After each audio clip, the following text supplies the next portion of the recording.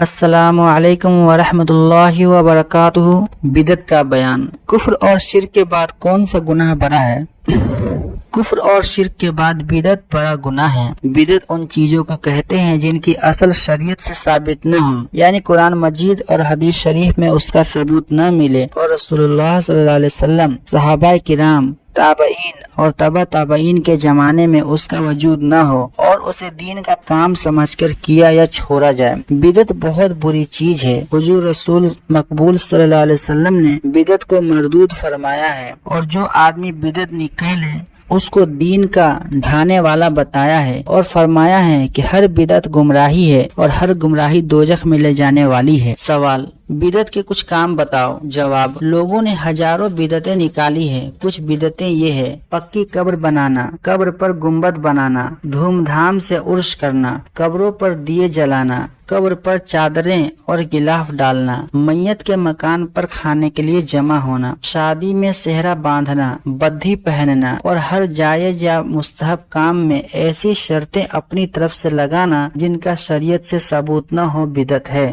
باقی گناہوں کا بیان۔ سوال: کفر، شرک اور بدعت کے علاوہ اور کیا کیا باتیں گناہ کی ہے؟ جواب: کفر، شرک اور بدعت کے علاوہ بھی بہت سے گناہ ہیں، جیسے جھوٹ بولنا، نماز نہ پڑھنا، روزہ نہ رکھنا، زکوٰۃ نہ دینا، مال اور طاقت ہوتے ہوئے بھی حج نہ کرنا، شراب پینا، چوری کرنا، زنا کرنا، غیبت کرنا، جھوٹی گواہی دینا، کسی کو ناحق مارنا و ستانا، چغلی کھانا، دھوکہ دینا، ماں باپ اور استاد کی نافرمانی کرنا، اپنے گھروں اور کمروں میں تصویریں لگانا، امانت میں خیانت کرنا، لوگوں کو حقیر اور ذلیل سمجھنا، جوا کھیلنا، گالی دینا، ناچ دیکھنا، سود لینا اور دینا، داڑھی منڈانا، ٹخنوں سے نیچے پائجامہ، پتلون یا لنگی پہننا، فضول خرچی کرنا، کھیل تماشوں، ناٹکوں، تھیٹروں میں جانا، اور ان کے علاوہ اور بھی بہت سے گناہ ہیں جو بڑی کتابوں میں تم پڑھو گے۔ سوال: گناہ کرنے والا آدمی مسلمان رہتا ہے یا نہیں؟ جواب: جو کوئی ایسا گناہ کرے جس میں کفر یا شرک پایا جاتا ہو وہ مسلمان نہیں رہتا بلکہ کافر اور مشرک ہو جاتا ہے، اور جو کوئی بدعت کا کام کرے تو وہ مسلمان تو رہتا ہے لیکن اس کا اسلام اور ایمان بہت ناقص ہو جاتا ہے، اور ایسے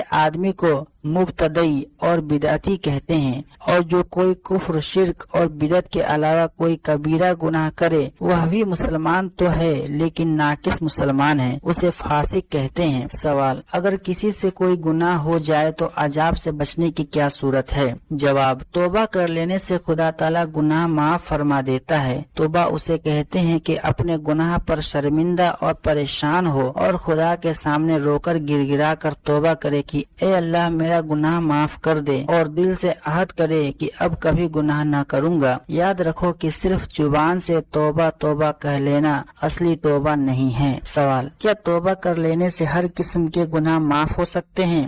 جواب: جو گناہ ایسے ہیں کہ کسی بندے کا اس میں تعلق نہیں، صرف خدا تعالیٰ کا حق ہے کہ وہ نافرمانی کرنے کی وجہ سے سزا دے، ایسے سب گناہ توبہ سے معاف ہو سکتے ہیں، یہاں تک کہ کفر اور شرک کا گناہ بھی سچی توبہ سے معاف ہو جاتا ہے۔ لیکن جو گناہ ایسے ہیں کہ ان میں کسی بندے کا تعلق ہے، جیسے کسی یتیم کا مال کھا لیا، یا کسی پر تہمت یعنی الزام لگائی، یا ظلم کیا، ایسے گناہوں کو حقوق العباد کہتے ہیں۔ یہ صرف توبہ سے معاف نہیں ہوتے بلکہ ان کی معافی کے لیے ضروری ہے کہ پہلے اس آدمی کا حق ادا کرو یا اس سے معاف کراؤ، اس کے بعد خدا کے حضور میں توبہ کرو، جب معافی کی امید ہو سکتی ہے۔ سوال: توبہ کس وقت قبول ہوتی ہے؟ جواب: جب انسان مرنے لگے اور عذاب کے فرشتے اس کے سامنے آ جائے اور حلق میں دم آ جائے، اس وقت اس کی توبہ مقبول نہیں، اور اس حالت سے پہلے پہلے ہر وقت کی توبہ مقبول ہے۔ سوال: اگر گناہگار آدمی بغیر توبہ کیے مر جائے تو جنت میں جائے گا یا نہیں؟ جواب: ہاں، سوائے کافر اور مشرک کے باقی سارے گناہگار اپنے گناہوں کی سزا پا کر جنت میں جائیں گے، اور یہ بھی ممکن ہے کہ خدا تعالیٰ کفر اور شرک کے علاوہ باقی گناہوں کو بغیر سزا دیے کسی کی شفاعت سے یا بغیر شفاعت بخش دے۔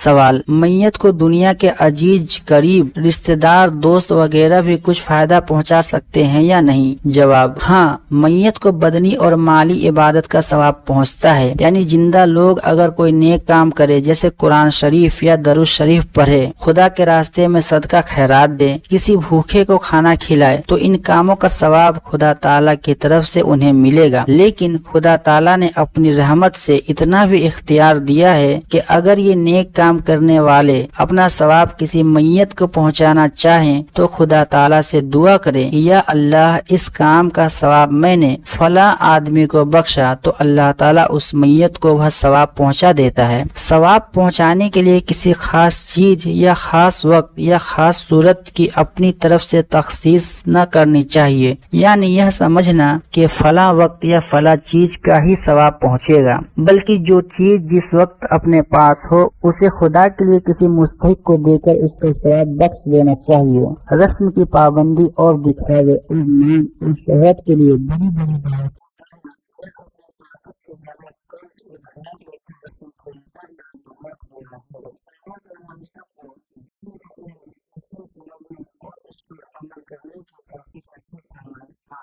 السلام علیکم.